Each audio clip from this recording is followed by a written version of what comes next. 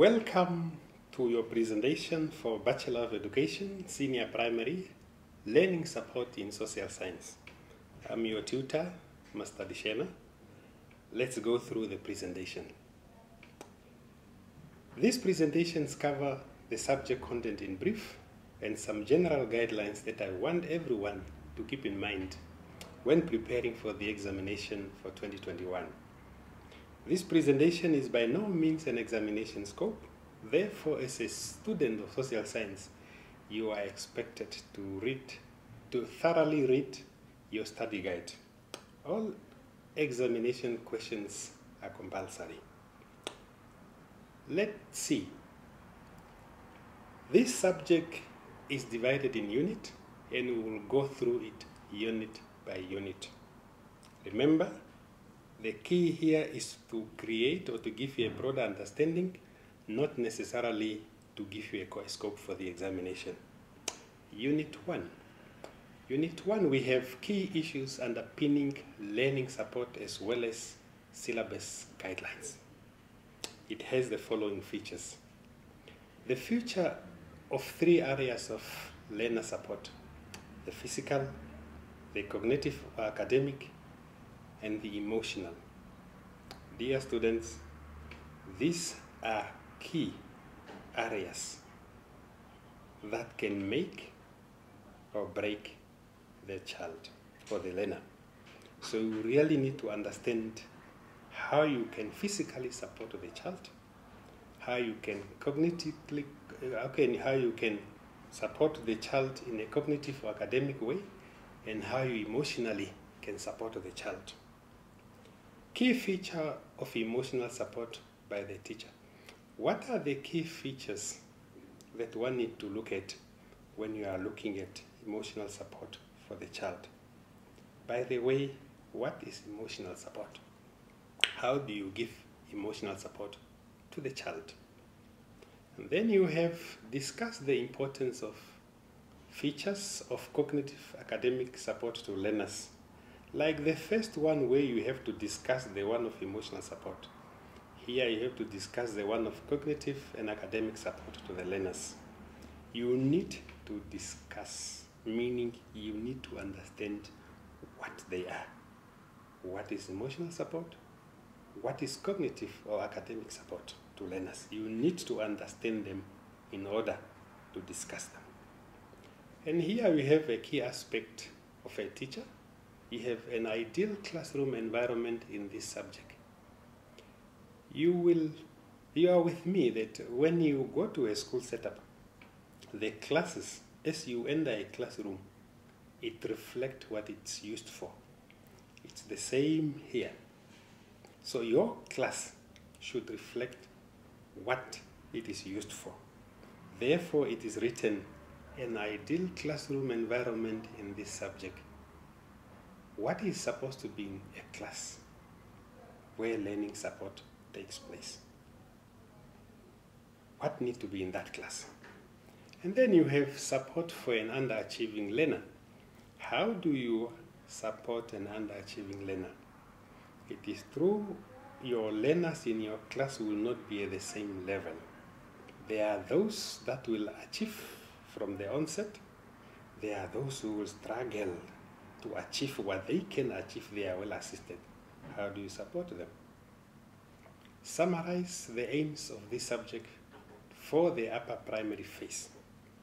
What are the aims of learning support in the primary phase of a school?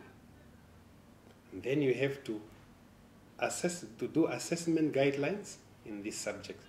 How do you assess learners in this subject? These are things that you need to understand, and I must tell you from the onset that it requires thorough and wide reading from the student. We move to Unit 2, where we have learning support in space orientation and map work. Spatial orientation, what is this? This is basically the relationship of human beings with their environment. Where do you find yourself in the environment? The next one is the importance of map work in the teaching of geography. Geography has a big part of map work. And for you to understand and to be able to teach geography, which is part of social studies at primary school level, you also need to understand the map work of it. The rationale and aims for social science or social studies. Why do we teach social studies in primary schools? What are we attempting in teaching social studies in primary school? And then you have the enhancement of knowledge and understanding, which is part of why we teach social studies at primary school. Very key is knowledge, understanding. Enhancement of value and attitude. Yes, when you teach social studies, you are enhancing values and attitude. Very important. Particular features of the subject, learning support. What are the features of the subject, learning support? They are listed in our study guide, and we need to read them to understand them and be able to apply when we have to do that. Linkage of this subject to other subjects and cross-curricular matters. What is the link between learning support and the rest of the subject in the curriculum? What does learning support have to do with the other subject? For instance, mathematics. Entrepreneurship. What does learning support have to do with that? So you need to find that link that is there between learning support and other subjects. Then here you also have to deal with gender issues in learning support. Very sensitive at the moment in Namibia, gender issues. Remember social sciences. This is learning support in social sciences. So how do we deal in this aspect with gender issues? I think as teachers we have an area to deal with at the moment. This is where you build character among learners. Through the support you are giving them, these are some of the aspects that you can look at. Then we have Unit 3, Learning Support in History of Southern Africa. Where do we find ourselves as a country? Namibia, in Southern Africa. But before you go on, you need to understand what history is all about. What is history?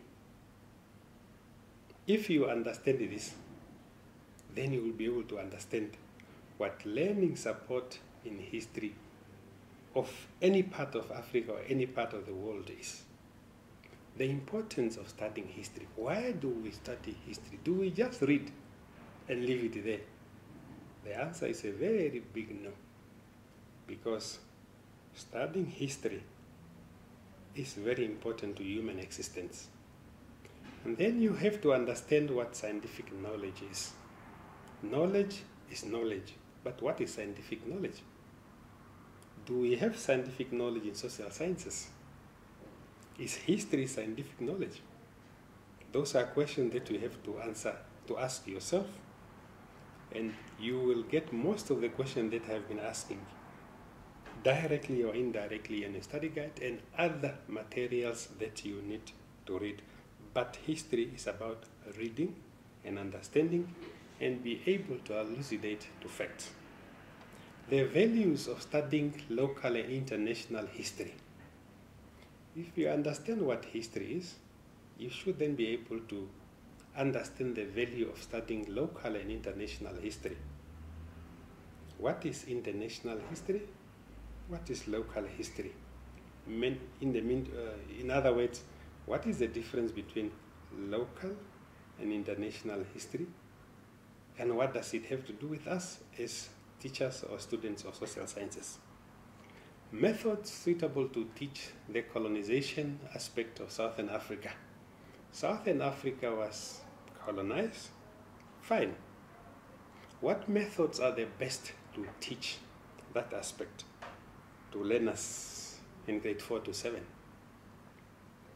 Then you have human rights violations during the slavery system. In our history, I'm referring back here, in our history, we experience human slavery. What human rights were violated during this period of time? Then you have the economic reasons for colonization of Southern Africa. There are many reasons that are given why Southern Africa, in fact, the rest of Africa was colonized. What were the economic reasons? Why were people interested in colonizing Southern Africa? Then the last aspect here is evaluation of the quality of democracy in Namibia in both theory and practice. Is Namibia a democracy? Yes. Is it in theory or in practice? What are particular elements that need to come to the fore or to the front to determine as to whether our democracy is in theory or it is in practice? So that is what we need to read about, to understand, and to be able to apply our understanding to determine as to whether our democracy is in theory or in practice. Learning support in issues about the geography of Namibia and Africa. What is the geography of Namibia? What is geography referring to? The first part you have to deal with here is a geophysical hazard. What are hazards? Why are this particular hazard in learning support referred to as geophysical hazards? What makes them different from other hazards? And then you have the climatic and atmospheric hazards. Hazards caused by the climate or by simply by the condition of the atmosphere. That's why they are called climatic and atmospheric hazards. What role do they play in our existence? What do we have to do with them? Then you have features and processes affecting population growth and change. What affect population growth and change? We can take the example of Windhoek. The population of Windhoek as a city is growing. What is affecting that? The population of Namibia, in general, it is possibly growing depending on what we have on the current census. This change here, what is affecting changes in population? You can look at why people live where they live, why people move from point 1 to point B, why people relocated from town A to town D. What is affecting all these things? It's good to understand it. In fact, it's very important to understand it because that will determine how far we can plan. If you know what is affecting your population growth and change, you will be able to hinge all your planning on what you know. The 5 geographical areas of Namibia. We have 5 geographical areas in Namibia. For instance, you have the Central Plateau. It's one of them. We have our deserts. So why is it important for us to know the 5 geographical areas of Namibia? Why do we need to know them? What are they? Why is it important for us to know them? As a student of social sciences, these are key things that you need to understand because you might just as well be expected to explain this to any person that will ask you as a teacher of social sciences. Then we have the last aspect here, differentiating between reinforcement and assessment. What is reinforcement? When you are in your class and you are teaching and you are about to be done with your lesson, you reinforce the most important aspect of your lesson. How do you do that? before you think of assessing, think of this one first, because you need your learners to understand what you taught to them through teaching, and at the end through reinforcing by doing whatever you are going to do to reinforce what you taught before you can think of assessment. I said earlier, assessment is key in any school setup, and the understanding of it is therefore very important. We move to Unit 5, Learning Support in Issues about Development in Technology and Communication. The term technology. What is technology? How would you define technology? What is your study guide saying technology is?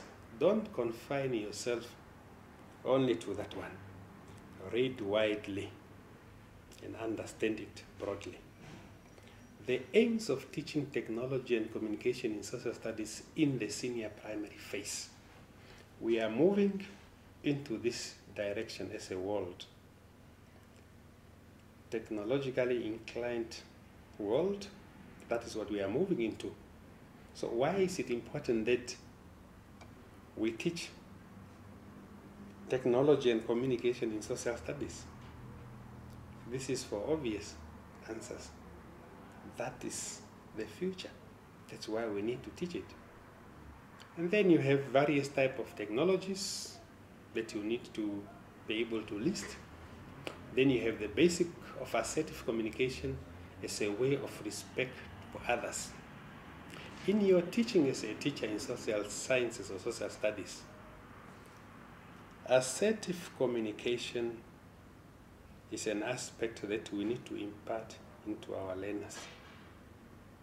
This will give them the ability to say yes or no through the way they communicate. It can be done verbally. It can be done simply by looking at my face. You will see whether it's a yes or a no answer. We need to teach this to our learners so that this part can always be there. I don't need to scream my lungs out to say no. I can show it on my face, and that means no. So that's why the basic of assertive communication need to be taught. The role and purpose of homework, very critical, especially in the time we live in. What is homework? What is the purpose of homework? What role does it play? Homework is the work that you give learners to go complete at home, basically to cement what has been taught in the class, or to test whether what you taught in your class is really understood. Can the learner do on their own what you did with them as a teacher in the class? That will determine how successful your teaching was. So that is basically the role and purpose of homework. We need to strengthen this as teachers, because when you give your homework, it must be purposeful, so that when it comes back, you know precisely what to do with it. And then you will determine what should be done to those who did not do their homework. We don't give purposeless homework. The roles and responsibility in the homework partnership. Who are the partners in the issue of homework, or in the aspect of homework?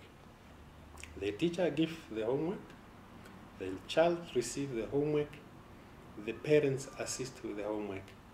Back to school, the teacher receives the homework, mark the homework, give feedback to the child pass on the feedback to the parents.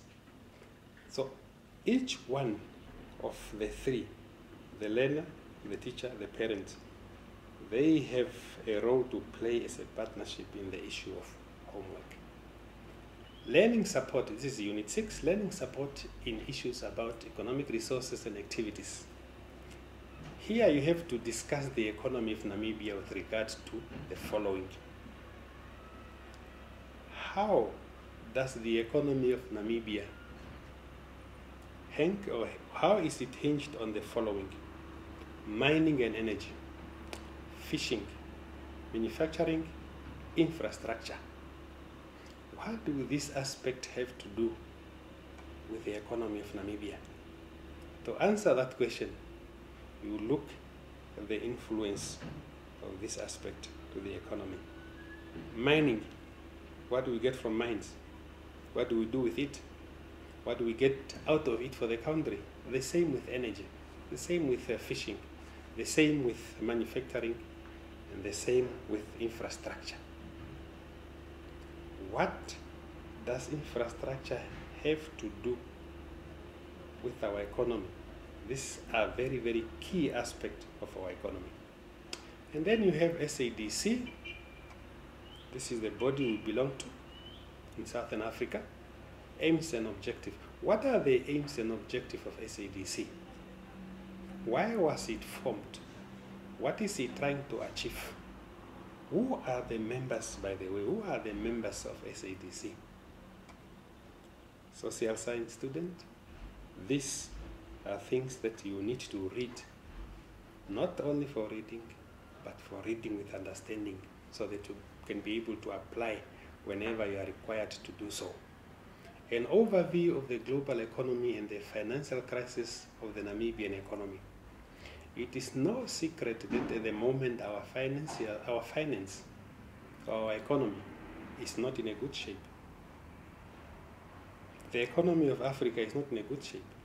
The economy of the world is not in a good shape. So as a teacher in this subject, you need to have a global overview to understand what is happening out there, so that in your teaching, you can apply some of the things for your learners as they grow up, to be on the lookout of possibly what could determine their economic stability by then. And the financial crisis of Namibian economy.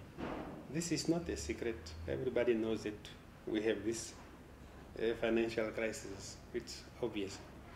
What we need to do as students of social sciences is to understand these issues and apply them whenever we have to apply them. Learning support in issues about the culture and population of Namibia.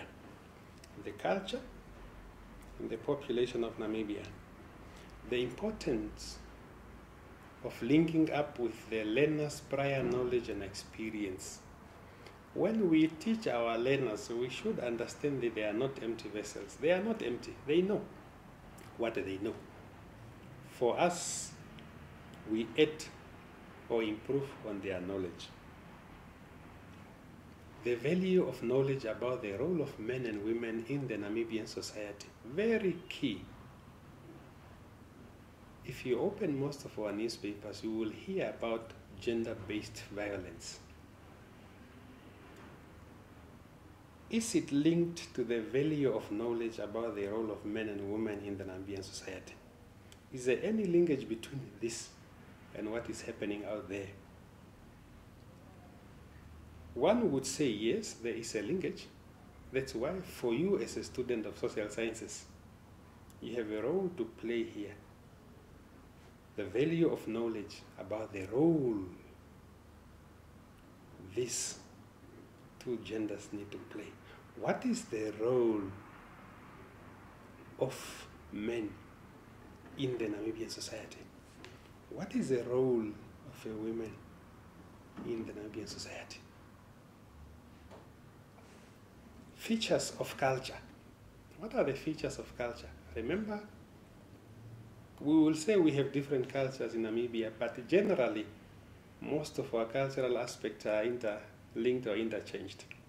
But what are these features that we are talking about? Then you have unbiased attitude of teachers when dealing with features of direct cultures in order to accommodate multicultural needs. In your own classroom, your learners will not be from the same cultural background. So as a teacher, you need to understand this part, culture and population in Namibia, in order to treat all the cultures in your class fairly. You need to understand this part. Culture play a role in everybody's existence, in anybody's existence. Therefore, your understanding here as a teacher of social sciences could make or could play a big role.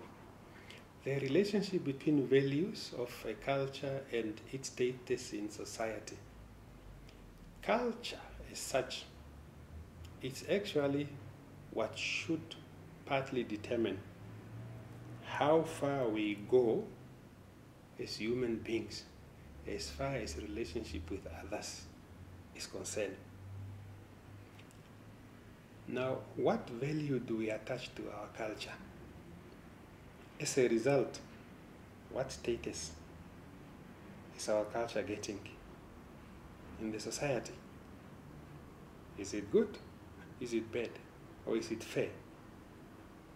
This we need to interrogate more as students of social sciences. The dangers of uncontrolled population growth in a country and the role of family size in population growth. Obviously, there is a danger if our country's population is not controlled, because we won't be able to feed ourselves. There won't be space for us to live on. To be practical, we will not be able to survive or to live on the face of earth if we don't control our population growth. By controlling does not imply bad things. It simply means trying to get a population that match the resources that we have in order to survive from the specific amount of resources that we have. What is the role of family size? How important is family size? If you look at the books for social sciences grade 4 to 7, this part are there. Population, growth in a country, family planning, role of family, the size of the population. These are key aspects of that phase of grade 4 to 7 social sciences or social studies. So one would want to understand it in order to teach it. So this requires that you read not only to confine yourself to study guide, but to read widely as possible, because some of the information here could be outdated. So you need to read current materials and update yourself as far as population is concerned. Evaluate learning support in issues about fighting HIV and AIDS. That's Unit 8. As a social science teacher, you should be able to compile or compiling a mind map on the prevention of HIV and AIDS. How do we prevent HIV and AIDS from escalating, or simply preventing it from occurring? How do we protect ourselves? And then you have the issue of how a teacher can integrate HIV/AIDS topic to emphasize a broader goal of developing character of learners. Our learners' characters need to be developed in order to understand this part. Some of our learners are very young, and it could be that they might not understand this. So what do? Learning support. We attempt to develop the character or mold the character of these learners so that once their characters are molded, they will be able to understand even topics such as this. Because the more we understand this as learners, as children, the better it is for us to protect ourselves and protect others against this. So molding of character is very, very important. And then we have to explain why a teacher must interpret test or examination scores of learners. The first question or the issue that you have to deal with here is, why do you give a test? Why do you give an examination? So you are testing. You try to determine how learning is mastered. You try to determine what knowledge, what skills are acquired. Now, the important part, the importance of interpreting this is obviously critical, because you need, if you interpret your test, your exam in lesson 1. It could give you a picture what you need to do in lesson 2. It could give the child a chance to know where he or she went wrong, so that in the next one, she or he do better. So that is the most important part, why a teacher must interpret test examination, is to be able to give feedback to the learners to where they are as far as teaching or the acquiring of skills is concerned. Then you have the connection among sick people and the productive workers. When people are sick, production either suffer or sometimes it completely stops, because sick people cannot be the most productive. Therefore, as a social science teacher or student, you need to understand that even amongst your learners, when you have sick learners, you don't really expect them to be the best, to produce good results, because they are sick. They need assistance there. It's the same with workers. So if you have a lot of workers that are sick, obviously production will suffer. If you have a big chunk of workers that are healthy, they are not sick, production will be better. And then the last aspect here is evaluating the importance of advanced lesson planning. As a teacher, you don't plan the lesson few minutes before you teach that lesson. You plan your lesson well in advance, and you visualize how your lesson will look like. You can even visualize how your learners will possibly react to your lesson. Knowing your learner is very important, because you plan your lessons according to your learners that you are going to teach, so that it allows you then to plan accordingly and properly. You don't plan a lesson to go and teach walls, you go and teach learners. So it's important to understand them, so that when you plan your lesson in advance, you have them in mind how they are possibly going to react to your lesson, who is likely to understand at the first go, to whom you have to repeat, and so on. That was the end of our presentation. My cell phone number is listed here. My email address is listed here. Let me wish you all the best as you prepare for your assignment and your examination for 2021. I thank you.